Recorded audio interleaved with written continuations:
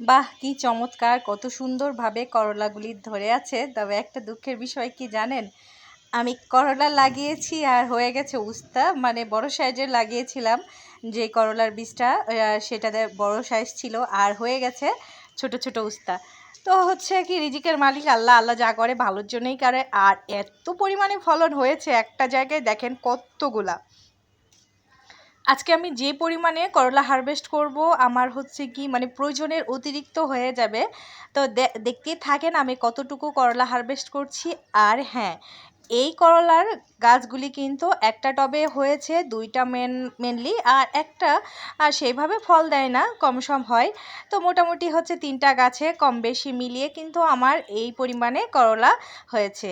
তো আপনারা যারা ছাদ বাগান করতে চান কিন্তু সবজি হয় না ঠিকঠাক মতো, সারের ব্যবস্থা তেমন করতে পারেন না, তারা কিচেন ওয়েস্ট দিয়ে মাটি তৈরি করে বাজার থেকে পাকা করলা এনে সেটা লাগিয়ে দিবেন। ব্যাস, দেখবেন বেশ কয়েকদিন পরেই চারা গজিয়ে গেছে। আর চারা গাছের যত্ন নিলেই খুব একটা কিন্তু বেশি সার পানির প্রয়োজন পড়ে না, যত্নের প্রয়োজন পড়ে না। একটু মাচার ব্যবস্থা করে দিলেই কিন্তু দেখবেন এইরকম ভরপুর করলা হচ্ছে আর প্রচুর হয় করলা।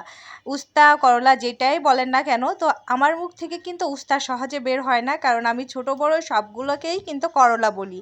এজন্যে আর উস্তা বারবার বের হচ্ছে না। তো আপনারা কিন্তু খুব সহজে এভাবেই করলা চাষ করতে পারেন। ছাদ বাগানে বেশ কয়েকটা সবজি খুব সহজে করা যায়, তেমন কোনো বেশি সারের প্রয়োজন পড়ে না। আবার হচ্ছে কীটনাশক তেমন ব্যবহার করতে হয় না, যত্ন লাগে না, পোকামাকড় কম হয়। এইরকম সবজির ভিতরে করলা হচ্ছে অন্যতম।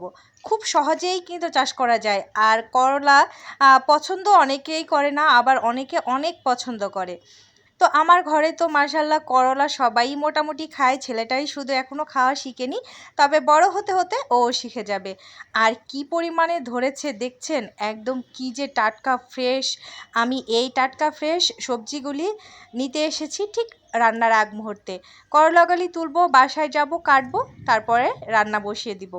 তো কি যে শান্তি, কি যে ভালো লাগা কাজ করে, সেটা বলে বোঝানো যাবে না। যে নিজের হাতে লাগানো সবজি, সেটা হারভেস্ট করে আবার হচ্ছে টাটকা ফ্রেশ, কোনো রকমের কীটনাশক ছাড়াই কিন্তু এই সবজিগুলি হয়েছে। শুধুমাত্র একবার আমি রাসায়নিক সার দিয়েছিলাম। আর গরমকালে কিন্তু হচ্ছে তেমন একটা মানে বর্ষাকালে সারের প্রয়োজন পড়ে না, বৃষ্টি হলেই হয়ে যায়, তেমন সার পানি দেওয়ার প্রয়োজন হয় না। তো আপনারা কিন্তু এভাবে খুব সহজে করলা চাষ করতে পারেন। আর এই যে দেখেন আমি কতগুলা করলা তুলে নিয়েছি, যদিও ক্যামেরায় ওইভাবে বোঝা যায় না।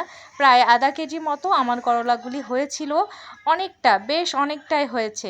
তো আমার এই ভিডিওটি কেমন লাগলো অবশ্যই কমেন্ট করে জানাবেন। আর প্লিজ প্লিজ সবাই শেয়ার করবেন, লাইক দিতে ভুলবেন না। নতুন বন্ধু হলে অবশ্যই সাবস্ক্রাইব করে আমার পাশে থাকবেন। আর প্লিজ সবাই ভিডিওটি শেয়ার করে দিবেন। ধন্যবাদ।